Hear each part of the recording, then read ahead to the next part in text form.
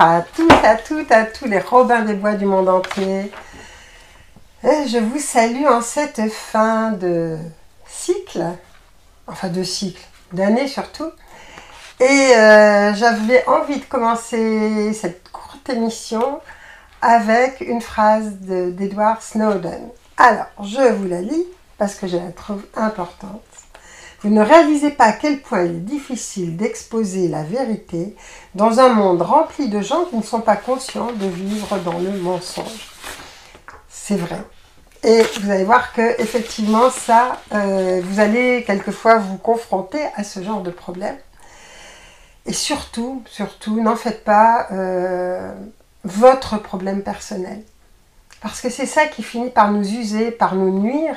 Et je vois toutes les personnes qui essaient de convaincre ou qui essaient de dire « ben non, regardez ce qui se passe ». Et c'est vrai que ça nous fait de la peine, surtout quand ce sont des proches, quand ce sont des amis, quand c'est de la famille. Ceci dit, laissez faire, chacun à son rythme.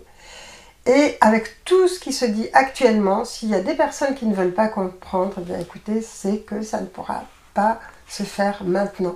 Et c'est que ça ne passera pas par vous.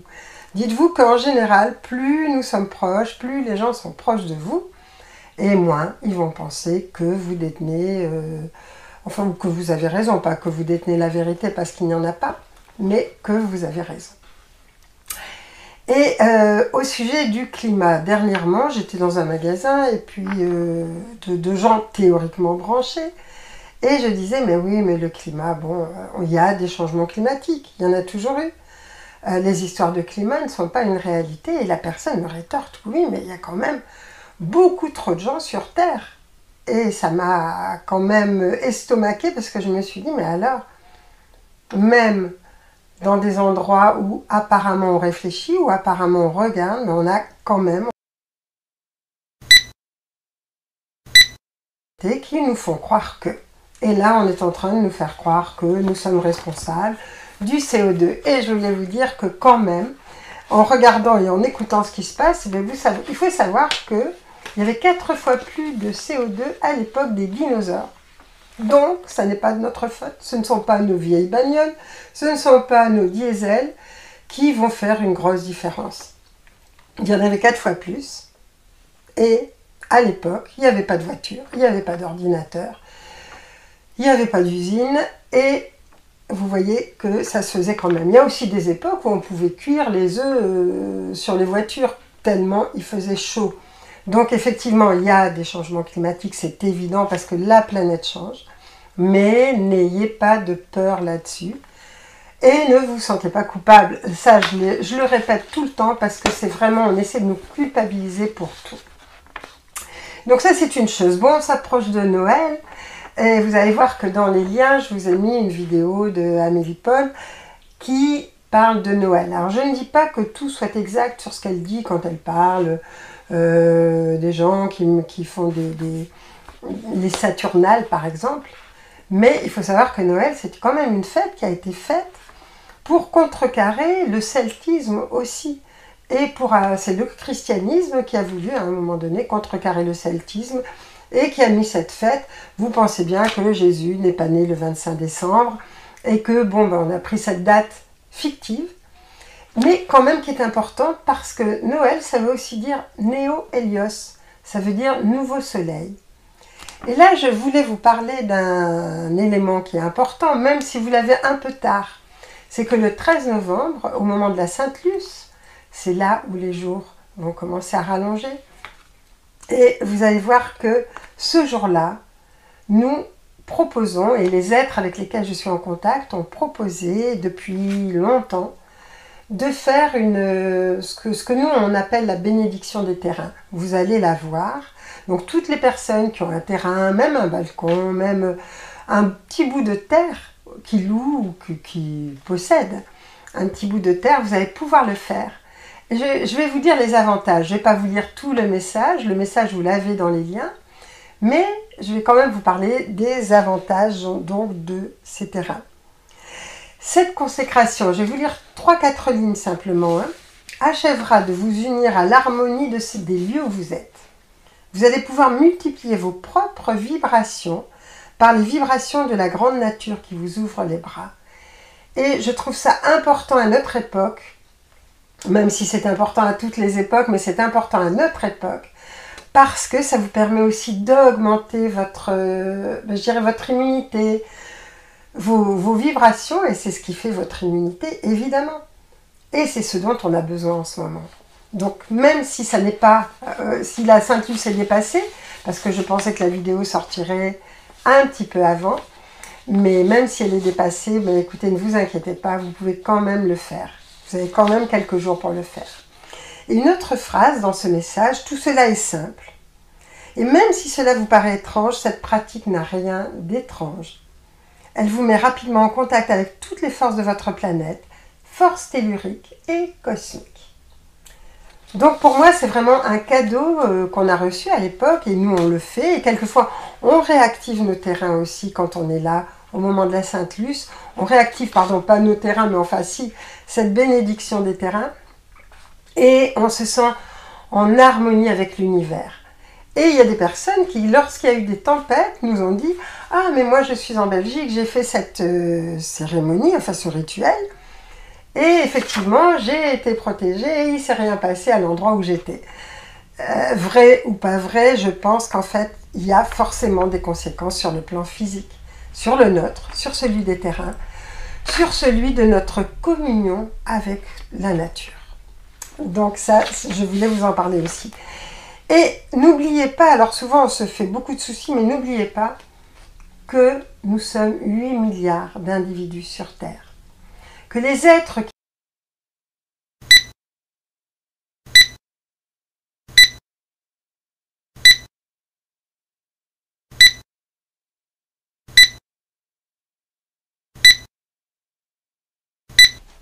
il suffirait qu'on dise non pour que tout ça s'arrête. Alors je ne dis pas que les 8 milliards, nous allons dire non tous ensemble, parce que bon, je connais un peu l'humanité et je sais que chacun a un rythme d'évolution différent. Ceci dit, nous sommes assez nombreux pour pouvoir dire non quand il va y avoir des lois qui nous paraissent iniques ou nous paraissent insupportables. Alors j'ai mis quelques reportages et puis je voulais aussi vous parler de 2 livres. Alors, vous voyez, c'est un pavé de Jean-Michel Jacquemin. Alors il a fait une émission qui est intéressante et vous allez voir que dedans vous avez plein d'informations. C'est toujours ne leur pardonnez pas. Ils savent très bien ce qu'ils font depuis très longtemps. C'est le tome 2 qui est aussi un pavé extrêmement bien renseigné. Donc, vous allez voir, mais vous allez voir qu'en même temps, en vous, il y a la solution. Il y a la solution pour renforcer notre immunité, parce que nous avons des coques énergétiques, nous avons des auras, et que nous pouvons les expanser, et que c'est en les expansant que nous allons pouvoir petit à petit renforcer notre immunité. Et donc faire face à ce qui peut être envoyé ou prévu.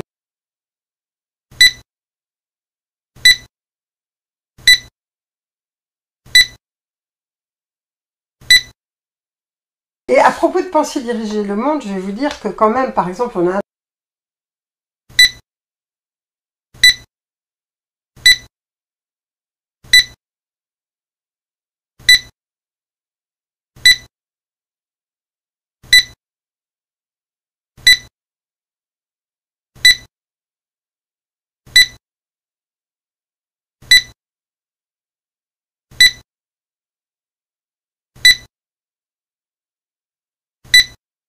c'est quelquefois, il y a des gens qui sont bien en vue, on a l'impression que ce sont eux qui gouvernent, que ce sont eux qui ont la main sur les événements ou sur les décisions mondiales.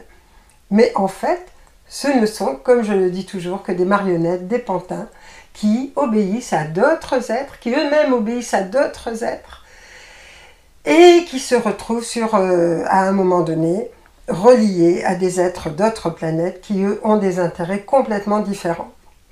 Donc, vous voyez, c'est toute une espèce de grosse manipulation dont on va sortir, c'est sûr. Vous savez, alors justement, j'aimais bien la phrase de Jean-Michel Jacquemin quand il dit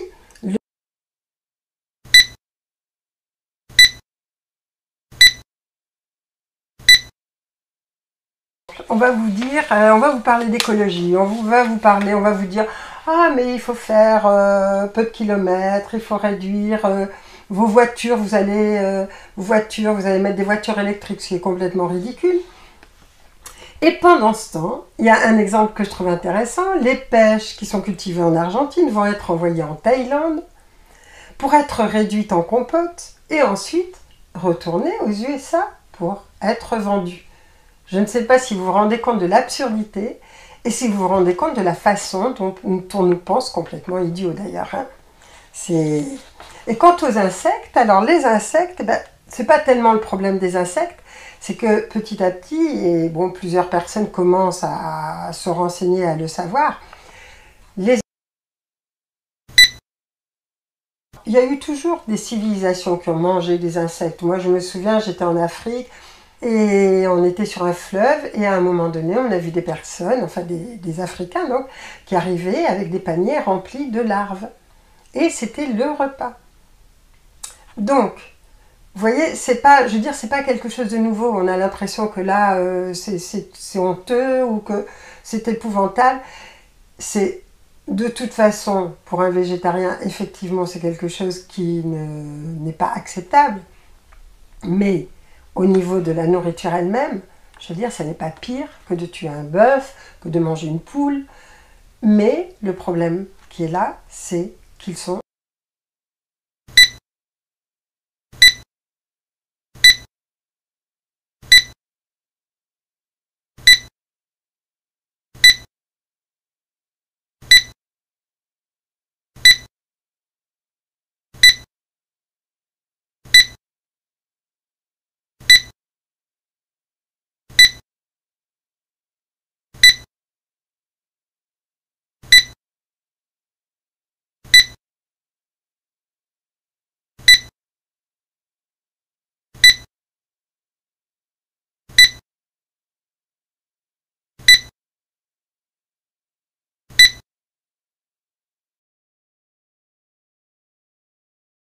c'est l'une de ce qui peut arriver. Il y en a bien d'autres, et que je ne veux pas vous détruire le moral avec tout ce qui pourrait arriver. Vous lirez le livre de Jean-Michel Jacquemin, mais vous regarderez aussi la vidéo d'une interview qu'il a faite et que je trouve très intéressante avec le docteur Loridan. Vous verrez dans les liens. Donc ça, c'est une chose dont je voulais vous parler. Donc je disais, oui, on est 8 milliards, donc quand même, on a du pouvoir. Maintenant, comme bonne nouvelle, vous avez par exemple le fait que l'Islande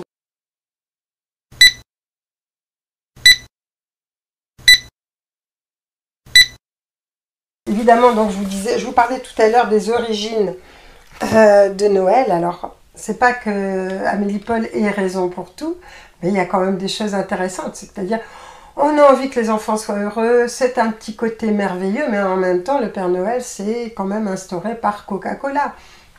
Donc, il ne faut pas l'oublier.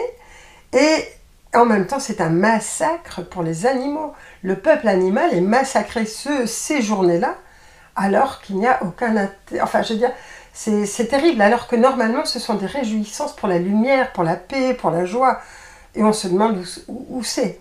On dépense beaucoup pour des futilités dont on n'a absolument pas besoin, juste pour voir le regard de nos enfants s'éclairer. Et après, les enfants s'aperçoivent qu'on leur raconte n'importe quoi et que le Père Noël n'existe pas. Et à ce moment-là, ils sont déçus par les adultes qui, en fait, leur mentent. Donc, vous allez voir, j'espère quand même que vous allez passer de belles fêtes. Alors, il paraît que dans certains endroits, on déconseille de dire Joyeux Noël. Ce qui est complètement ridicule déjà, parce que bon, Noël, c'est Noël, je veux dire. Et s'il y a d'autres fêtes, d'autres pays, d'autres peuples, bien évidemment, on peut donner le nom du peuple et de la fête en question. Donc, mais j'ai pas envie forcément de vous souhaiter un joyeux Noël, j'ai envie de vous souhaiter de joyeuses fêtes. Pas parce qu'on ne doit plus dire joyeux Noël, évidemment, parce que je considère que c'est quand même une fête du renouveau. C'est quand même un moment particulier où on peut peut-être se retrouver en famille ou se retrouver avec soi-même. Et là, je voulais aussi vous annoncer quand même la sortie, bon, qui a été annoncée, de mon dernier livre qui s'appelle « Clé de vie pour une métamorphose ». Pourquoi? Parce qu'il y a eu beaucoup de questionnements, il y a eu beaucoup de personnes qui se posent des questions et qui n'ont pas toujours trouvé de réponse dans les livres. Par contre, en tant que reporter de l'au-delà, reporter des mondes subtils, j'ai eu accès et la possibilité d'apporter certaines réponses. Donc j'espère que dans ce livre, vous aurez des réponses. Et en plus, c'est facile à lire parce que vous n'êtes pas, ça n'est pas comme un livre d'études, disons. Il n'y a aucune difficulté, vous pouvez prendre une question, une autre, un sujet, un autre. Donc j'espère que ça va vous apporter des clés pour une métamorphose, parce que maintenant, on n'a plus le temps. Et là, je me posais une question, justement, mais cette question, c'est comment à la fois être dans l'instant présent et comment anticiper sur ce futur dont on nous parle et où il y a des lois qui sont déjà passées et où on nous dit, mais écoutez, il est temps de vous réveiller, réveillez-vous. Sinon, les catastrophes vont arriver et vous aurez l'impression que le ciel vous tombe sur la tête. Et c'est là où il faut être juste, c'est-à-dire à la fois être dans l'instant présent et se servir de notre mental supérieur, parce qu'on a deux types de mental, quoi. Il y a le mental inférieur, celui qui juge, celui qui doute, celui qui a peur, celui qui va vous dire « Oh, mais pourquoi tu veux donner de l'argent à un tel alors qu'il t'a fait ci, il t'a fait ça ?» Ça, c'est le mental inférieur. Alors que votre cœur va dire « Bon, allez, ok, on oublie ça. » Et puis, alors donc ça, vous laissez votre mental inférieur. Et on va essayer tous, ensemble, de fonctionner avec notre mental supérieur, disons en même temps restant dans l'instant présent, c'est-à-dire vraiment être présent à ce qu'on est en train de faire, sans toujours prévoir ou sans toujours craindre ce qui pourrait se passer dans le futur, mais en même temps prendre des mesures par rapport à ce qu'on nous prédit pour un futur proche. Toutes les lois qui sont en train de sortir, par exemple, de ne plus pouvoir utiliser une voiture plus de 3 km pour aller faire ses courses. Donc si on est à la campagne comme moi, par exemple, bah, évidemment, c'est sûr qu'on va être obligé de faire plus de 3 km. On pourra les faire à dos d'âne si on veut, mais en tout cas, il faudra les faire. Donc je suis sûre qu'on va trouver de toute façon des moyens. Et donc, si vous avez des idées, si vous avez des réponses, si vous savez comment on peut être à la fois dans l'instant présent et en même temps, disons, prévoir pour un futur proche, alors vous pouvez nous écrire parce que ça peut intéresser tout le monde et que on prendra les meilleures réponses en tout cas. Et puis je vous proposerai en janvier quelque chose d'autre. Et cette fois-ci, on a un invité spécial qui va vous parler des tempêtes solaires ou des vents solaires et qui a travaillé, qui était donc au CNRS et qui a les compétences pour cela. Et donc là, je vais vous laisser avec lui et je vous souhaite le meilleur. Et surtout, pensez à expanser vos auras. Expanser vos auras, ça n'est pas compliqué. Ce qui est essentiel dans la vie n'est jamais compliqué. Dites-le vous. C'est comme la bénédiction des terrains, ça n'est pas compliqué. Et pourtant, c'est puissant. Et quand vous expansez vos auras, vous pouvez méditer quelques minutes par jour, simplement en inspirant. Et lorsque votre expiration, lorsque vous expirez, sentez vos auras qui s'expansent. D'abord à votre environnement, aux gens que vous aimez, aux gens que vous connaissez. Et puis, petit à petit, à votre ville, à votre région, à votre pays. Et ainsi de suite, vous allez couvrir le monde et les personnes qui vivent dessus. Et vous allez faire la même chose avec les gens que vous aimez. Expansez vos auras porteuses d'amour, porteuses de joie, porteuses de vie, porteuses de douceur et de tendresse.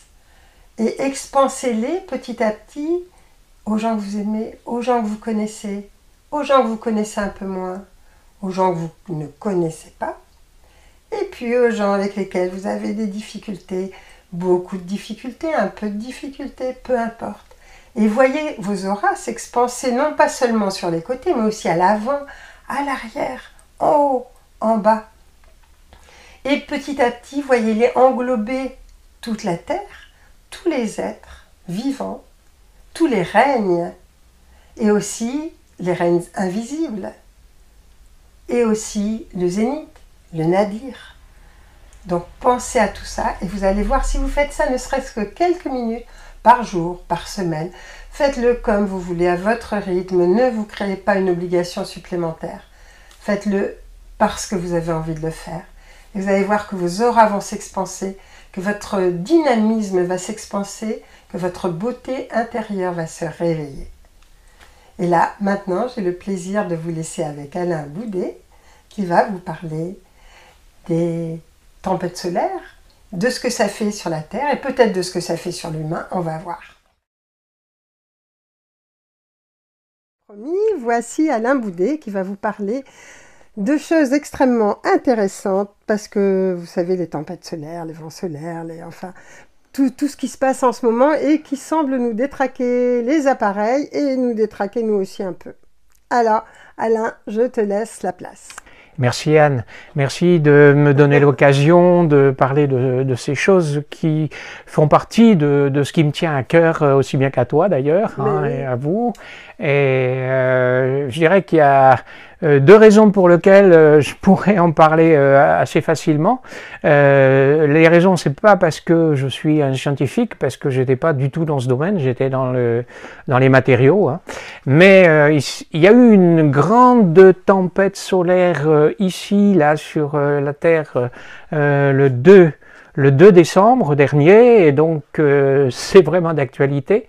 Et puis c'est encore plus d'actualité pour moi parce que j'ai donné une conférence à côté de Sarlat là, sur les signes de changement, de perturbation qui arrivent à l'humanité et à la Terre, aussi bien géophysique.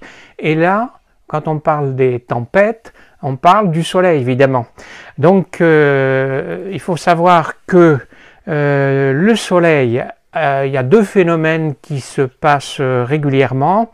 C'est d'une part, il apparaît des taches, et d'autre part, il y a des éruptions.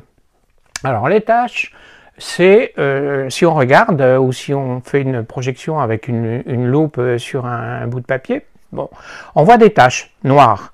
Donc ces taches, ça veut dire que à cet endroit-là, la matière solaire, c'est-à-dire la surface solaire, n'émet pas de lumière, du moins visible pour nous.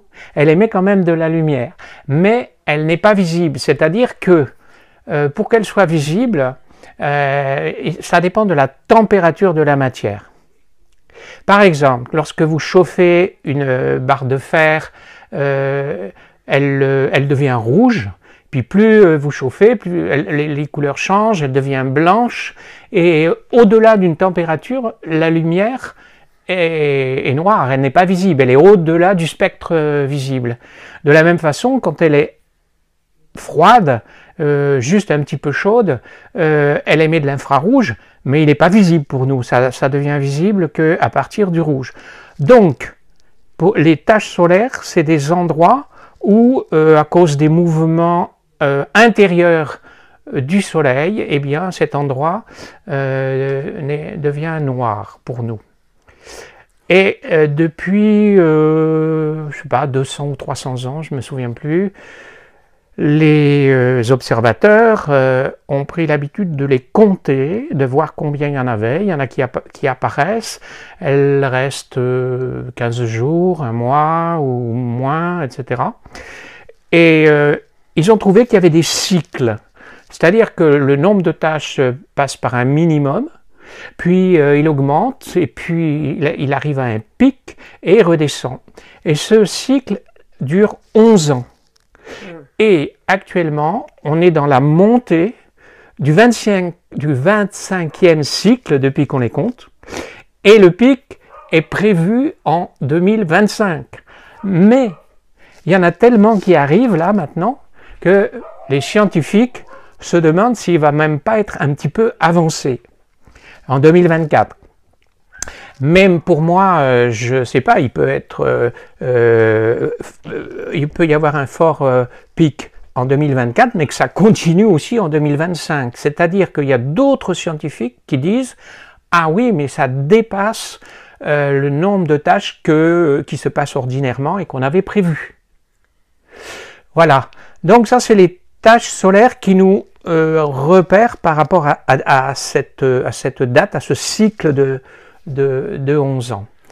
Oui. Et tout à l'heure, tu me parlais d'une chose intéressante, c'était que en fait, ça diminuait la couche magnétique qui entoure la Terre. Oui, alors attends, ça c'est autre chose. Ah, C'est le deuxième phénomène, justement, c'est les éruptions. Okay. Alors les éruptions, c'est des choses, c'est de la matière solaire qui est éjectée dans l'espace. Alors ça peut accompagner des taches, mais ça peut aussi être ailleurs. Et c'est bref, ça peut durer 1 jour, 2 jours, 3 jours. Et c'est ce qu'il y a eu là, donc le 2 décembre. La matière qui a été éjectée dans l'espace, c'est des molécules ionisées, des ions, des rayons gamma, etc. Et ça arrose donc tout l'espace autour du Soleil, et y compris la Terre. Et donc la Terre reçoit ces rayonnements, et c'est ça qui peut être un peu dommageable. Et effectivement, c'est ce que tu disais, il y a une carapace pour la Terre qui est son champ magnétique. Hein, celui que vous mesurez avec la boussole, que vous mettez en évidence avec la boussole, ce champ magnétique est en train de diminuer depuis 200 ans, etc. Et on se demande si d'ici quelques dizaines d'années ou quelques années, il ne va pas passer par l'état zéro. C'est ce que certains, y compris Greg Braden, ont dit passer par le point zéro. Hein? Donc à ce moment-là, le champ électromagnétique, non, pardon, je me trompe justement, le champ magnétique, c'est-à-dire que l'électromagnétique c'est quelque chose qui est aussi très très vite. Le champ magnétique c'est quelque chose qui reste à peu près fixe, qui oscille très lentement, et voilà, et qui diminue d'année en année, et qui nous protège de tous ces rayonnements cosmiques du Soleil, ce qu'on appelle les vents solaires. Les vents solaires. Et ça a des effets surtout sur notre technologie. C'est-à-dire que ça endommage les satellites, ça endommage les tours de télécommunication. Et donc il faut s'attendre à ce qu'il y ait de plus en plus de coupures des télécommunications et même de l'électricité. L'électricité, elle est un peu plus solide, un peu moins fragile, mais les télécommunications en premier, ça peut nous couper. Donc il faut s'attendre à ce qu'il y ait peut-être d'ici 1 an ou 2 des coupures d'internet, des coupures d'ordinateurs, hein, parce que l'électronique maintenant c'est essentiellement les portables et les ordinateurs. Voilà. Après il y a Est-ce que ça pourrait nous protéger de la 5G alors, ces coupures? Ah ben s'il n'y a plus d'électricité, la 5G elle marche plus. Oui. Ah, ça c'est sûr. Il y a des avantages et des inconvénients. Oui. Et la 5G, elle est exposée et ça nous protège aussi des implantations de puces dans le cerveau. Le projet de Neuralink avec Elon Musk. Voilà. Et tu me disais aussi que si ça diminuait la protection de la Terre, en même temps, ça favorisait une connexion. Oui, il faut savoir que sur Terre, on est mis en quarantaine un petit peu et protégé de mauvaises influences, trop mauvaises de l'extérieur par ce champ magnétique. C'est un peu comme une cuirasse, une casquette plutôt, une casquette. Et que ça a des avantages, mais ça a aussi pas mal d'inconvénients. C'est qu'on est coupé. Enfin, c'est pas coupé complètement, mais on est très filtré par rapport à la lumière supérieure, aux instances supérieures qui nous envoient ces hautes vibrations, et que donc si ce champ diminue, ça va permettre d'ouvrir les voiles au-dessus de nous, et que il faudra pas avoir des facultés spéciales pour être médium. Autrement dit, la médiumnité ne sera pas réservée à quelques personnes favorisées, n'est-ce pas, Anne? Et que beaucoup plus de gens vont pouvoir recevoir, à une condition. Parce qu'évidemment, en même temps, on recevra les mauvaises influences qui vont changer l'électricité de nos corps, de nos cellules. Et là, ça peut créer des dommages à l'intérieur de nos corps, du moins dans le fonctionnement. Donc la condition? La condition, c'est qu'il faut un bouclier individuel. Et comment faire ce bouclier individuel? C'est en élevant nos propres vibrations, donc notre alignement avec les plans supérieurs de lumière. Ah, mais écoute, c'est un bon programme en tout cas. Donc en même temps, c'est une bonne nouvelle, cette histoire. Oui.